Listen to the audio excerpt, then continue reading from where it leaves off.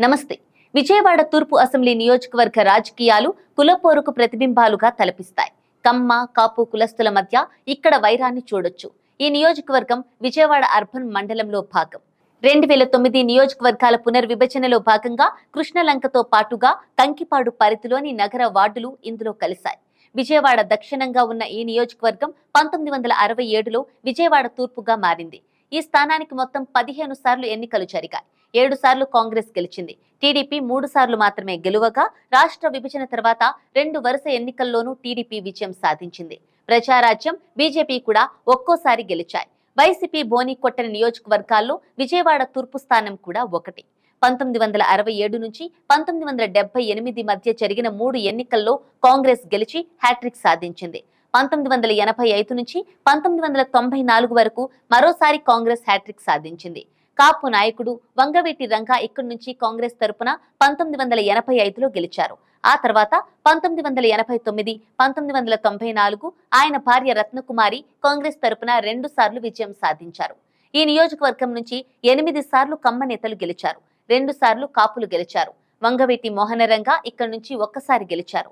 ఆయన ఎమ్మెల్యేగా గెలిచింది ఒక్కసారి అయినప్పటికీ ఆయన పోరాటం, ఉద్యమిస్తూనే హత్యకు గురి కావడంతో రాష్ట్రమంతటా గుర్తింపు వచ్చింది. చనిపోయి 4 దశాబ్దాల తర్వాత కూడా ఆయన పేరు మారుమ్రోగుతోంది. కాపులు ఆయన్ని అభిమానిస్తూ వస్తున్నారు. 1985 ఎన్నికల్లో వంగవీటి మోహనరంగా 3130 ఓట్ల తేడాతో గెలుపొందారు.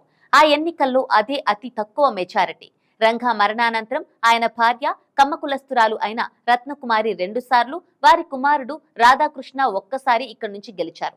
1984లో ఎన్టీఆర్ పై తిరుగుబాటు చేసి ముఖ్యమంత్రి అయిన నాదెండ్ల భాస్కరరావు ఇదే సామాజిక వర్గం నుంచి 1978లో కాంగ్రెస్ ఎమ్మెల్యేగా గెలిచారు. 3 సార్లు బ్రాహ్మణులు గెలవగా వారిలో అయ్యదేవర కాళేశ్వరరావు ఉన్నారు. ఆయన ఏపీ అసెంబ్లీకి తొలి స్పీకర్. 2009లో ప్రజారాజ్యం అభ్యర్థిగా పోటీ చేసిన యలమంచిలి రవి 2 పార్టీలకు చెందిన 2 కీలక నేతలను ఓడించారు. 5 సార్లు ఎమ్మెల్యేగా గెలిచిన దేవినేని రాజశేఖర్ కాంగ్రెస్ నుంచి పోటీ చేశారు. టీడీపీ నుంచి సీనియర్ నేత గద్దె రామ్మోహన్ బరిలో నిలిచారు. ఆ ఇద్దరి మీద ప్రజారాజ్యం అభ్యర్థి గెలుపొందారు. ఆయన తండ్రి కూడా ఎమ్మెల్యేగా ప్రాతినిధ్యం వహించారు. 1999లో బీజేపీ నుంచి సినీ నటుడు కోటా శ్రీనివాసరావు పోటీ చేసి ఇదే నియోజకవర్గం నుంచి ఎమ్మెల్యేగా గెలుపొందారు. కులాల వారీగా చూస్తే కమ్మ, కాపు సంఖ్య రీత్యా పోటాపోటీగా ఉంటారు.